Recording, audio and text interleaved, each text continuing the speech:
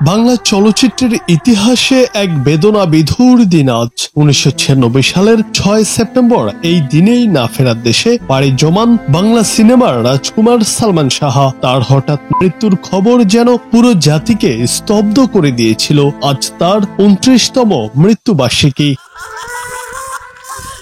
সময় যতই এগিয়ে যাক না কেন, সালমানের জন্ম ও মৃত্যুর দিনে কোটি ভক্তের মনে আবারও জেগে ওঠে শোক, বিস্ময় আর গভীর ভালোবাসা। পরীক্ষা শেষ হয়ে গেছে, কলেজে ক্লাসে আবার কবে কখন ভাবনার সাথে দেখা হবে।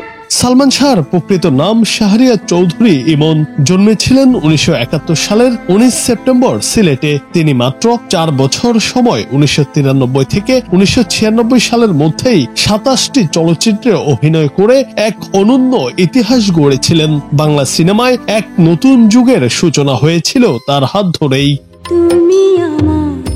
কেয়ামত থেকে কেয়ামত, তোমাকে চাই, স্বপ্নের ঠিকানা, অন্তরে অন্তরে, দেনমোহর, প্রিয়জন, আনন্দ, অশ্রু সহ একের পর এক হিট সিনেমা উপহার দিয়ে দর্শকদের হৃদয়ে চিরস্থায়ী জায়গা করে নিয়েছিলেন তিনি।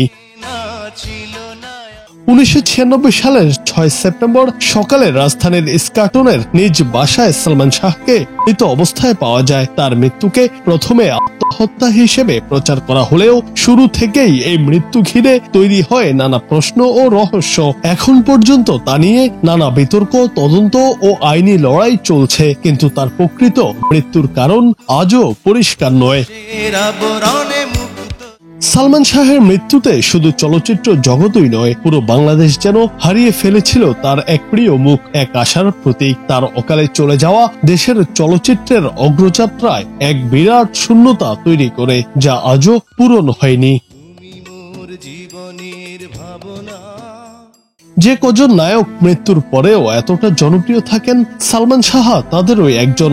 আজও ইউটিউবে তার পুরনো সেই সিনেমাগুলো মিলিয়ন মিলিয়ন মানুষ দেখে। সোশ্যাল মিডিয়ায় তার নামে চলে ট্রেন্ডিং। হাজারো তরুণ এখনো তার স্টাইলকে অনুসরণ করে। তিনি শুধু একজন অভিনেতা নয়, এক কালজয়ী সংস্কৃতি প্রতীক।